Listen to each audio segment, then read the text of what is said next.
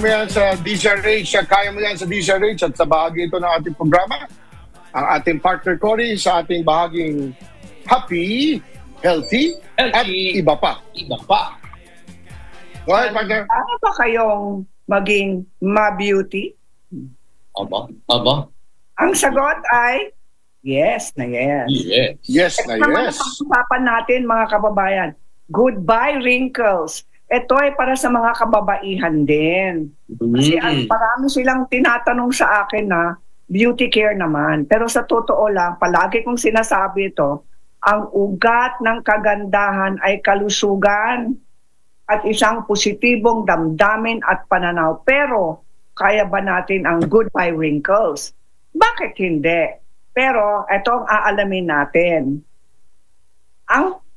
Sa totoo lang, wrinkles, natural na proseso yan ng ating katawan.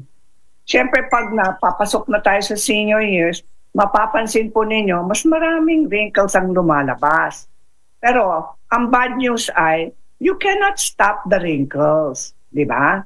Pero, ang good news ay, pwede natin bawasan. You can minimize. Yun. Number 1, ano bang dapat nating gawin? Number 1, bawal ang nakasimangot palagi kung sinasabi. Tama. Yung kunot yung noo. Yes, bawal ang nakakunot ang noo dahil kapag meron tayong usual facial expression, hindi natin napapansin eh. Ito ang natural na ating mga expression araw-araw.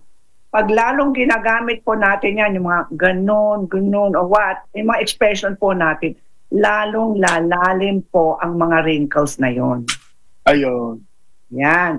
Kaya, eto, dapat cool lang tayo, dapat relax lang. Kasi chill lang. Ang ulo, diba, syempre nakakunot ang noo natin.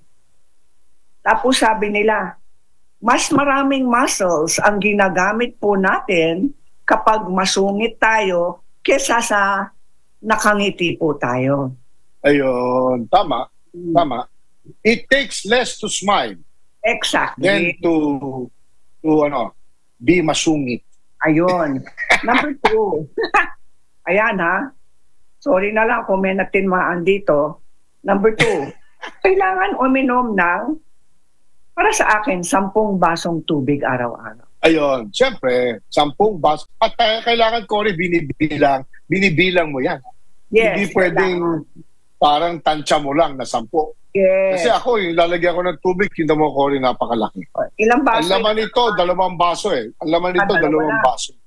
Nakakaubos ako ng 6 hanggang 7 nito. Very good. Kaya ang ganda ng kutis mo. Kita mo, wala akong wrinkles. Tingnan mo. Jackie, tingnan mo, wala akong wrinkles. Kasi magaling din yung sunblock ko. Diba? Andito yan sa ating mga regimen. Po, yung ating balat, nangangailangan siya ng tubig tulad ng lahat ng mga organs ng ating katawan. Correct. Kung 70% ng tubig ang ating buong katawan, kailangan isang katutak na tubig ang dapat natin inumin. Pero may warning ng mga doktor. Correct. Huwag niyong uubusin yung 2 termos ni Ricky sa inumin mo. Kasi baka biglang bumagsak ang blood pressure mo. Ayun. Pag sobrang din pala, pag sobrang bilis na ubusin, bumababa ang blood pressure. Ang maximum ay 2 baso sa isang inuman. Correct. Correct.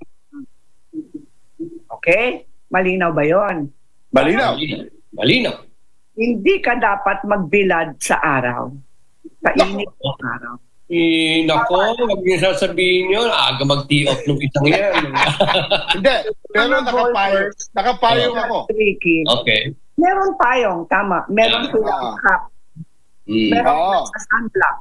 Tapos nagsa-sunglasses pa. Tapos may paypay sila. I'm sure may nagpapaypay sa kanila dyan. Galing. Yan. So, eto na. Gumamit ng sunblock. Pero kung wala tayong sunblock, meron tayong payong, merong salamin, merong sombrero, meron ding iwasan na lang. Ang oras ng 10:00 ng umaga hanggang alas 3 ng hapon. Break time, kaya pala. Oo. Kaya pala break time sa araw. Tapos, kailangan talaga ang good circulation sa katawan. Ngayon. So, Yes. anong sinasabi ko? Ang tinutukoy ko, exercise. Exercise. Yun. Tsaka, Cory, balikan natin araw. Di ba maganda yung morning sun? Morning Okay, sun. maraming nagtatanong, paano naman ang vitamin D na Yeah. galing sa init ng araw? Ano oras yan? Mga eksperto sa ating lahat, ang pinakamagandang oras para mahigop ng ating balat, ang vitamin D galing sa init ng araw, ay tanghaling tapat. Ha? Oh, yeah! Ah! Wow! Haling tapat, kaya pala. Oh. Pero merong sekreto. Kung gusto mo talagang gamitin yung natural vitamin D galing sa init ng araw, i-expose na lang ang likod nyo. Likod lang. Oo, wag na lang ang mukha. At Yes, saka sa yung likod. braso. Yun lang pala. Back lang. Yes. Ayun. But remember, tanghaling tapat ang taas ng radiation ng araw, ha? Pero mahusay. Mataas, pero mahusay. Pero may maximum exposure time. Ilan? 15 minutes. 15 minutes lang. Ako, sobra. Sobra yung exposure ko Hindi kanina. dapat kumain ka nakatalikod tapos harap sa araw yung likod. Eh, ayaw mo kasi sa mukha kasi lalabas yung mga wrinkles, yung mga freckles. Oo. Di ba? Tama. Iso pa Tama. naman. O, digo ko Teka, ito. Tama. Kumain ng healthy food. Bakit? Kasi mataas sa sustansya ang gulay at prutas. Oh, yeah. Yun. Lalo na mga prutas na makatas. Yo. Ang paborito ko, saba. Saba. Saging na saba. Potassium yan. Pampalakas ng katawan yan. At saka hinihinog ko siya, Cory. Hinihinog ko tapos kinakain ko parang saging. Very good. Additional energy yun. Kaya Kasi ang isang piling, ang isang piling sa silang, 50 pesos lang. Aba? Uy, mura lang. Sarap. Meron talaga sa probinsya. Pwede nga ako mag-supplier ng saba eh. Eh, bakit Oo. hindi ka Sabi mag-supply? natin, gagawa tayo ng... Ako. Mag-uwi ako next week at padadala ko kayo. Sige. Ito pa. Kailangan matulog naman tayo ng mahimbing at sana before 11 p.m. Ngayon, 11. Sa bagay ako, mga 10, 10:30. Very good. 10 o'clock, even better. Tapos, kailangan 7 hanggang, ayun. Ayan, 7 hanggang 8. Kahit na 8 Walo. hours, pwede na. Okay. Ito naman. Kalaban sa pagsisimangot, be happy. Ngayon, be happy. Yeah, Keep smiling. Yeah, Kaya ako, Chairman Happy ako. Yes, Chairman Ricky Alegre is happy. Kaya Ayun. smiling face. Ito naman. Kasi ito ay kaugnay sa Philippine Coconut Authority Awards kagabi. Yeah. Congratulations. Philippine Coconut Oil. Yun.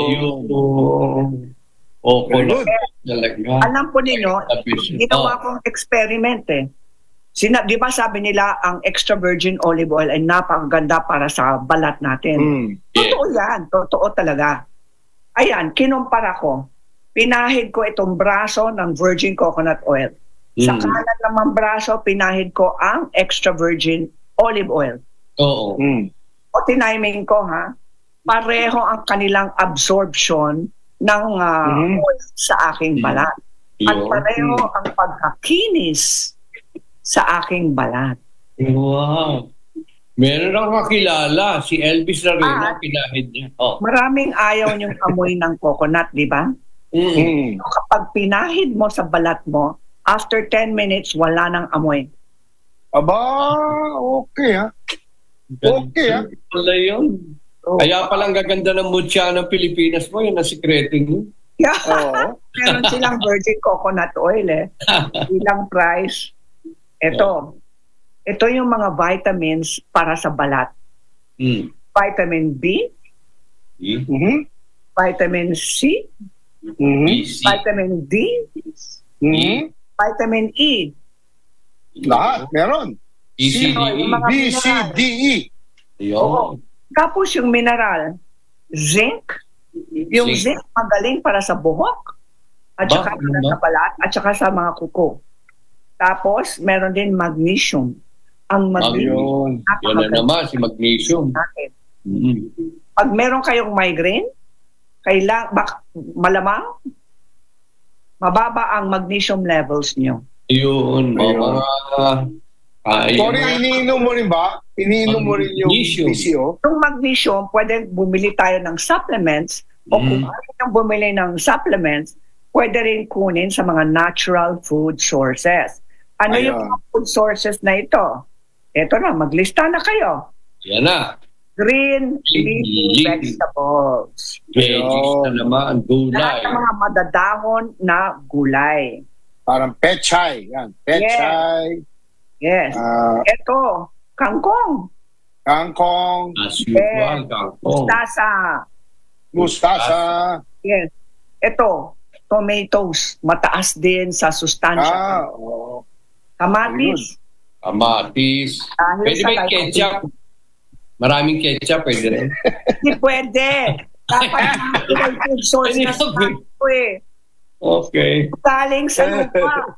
Ayun, galing sa lupa. Ayun. Watermelon. Sinong mahilig sa watermelon? Pakwan. Yes. Tapos ito, lahat ng mga citrus fruits at bayabas. Bakit bayabas? Pinakamataas sa vitamin C ang bayabas. Yung apo ko, si Frederick, gusto yung orange na maliliit. Nako, sarap na sarap siya. Sa vitamin C yan, partners. Itlog, ang complete na protina. Talaga? Itlog, ha? Talagang eggs talaga. Tapos, isda. Isda, okay. Lalo na ang tuna. Ba? Tuna? Yes. Kaya kahit galing sa lata like Century, pwede. Pwede. Yan. Laging ka. Laging ka. Tapos ito, sa mga nagda-diet, oatmeal.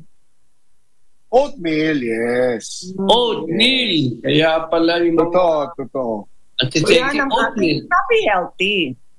At iba pa. Galing. Congratulations. So yung ating poster na Happy Healthy at iba pa ni Cory ay ilalabas na sa Facebook account ng DZRH. Kaya mo yan para masundan nyo na maigi. Yes. So sa ating 4:35 ng hapon, magbabalik kami. Nako! Ang tinaguriang napakasarap na siomay. Nakakausap natin. Siomay? Matagal na. Abangan nyo. Jackie Manikis. Yeah. Siomay. Kaya mo yan. Yeah. Standby po mga kaibigan. Babalik po kami.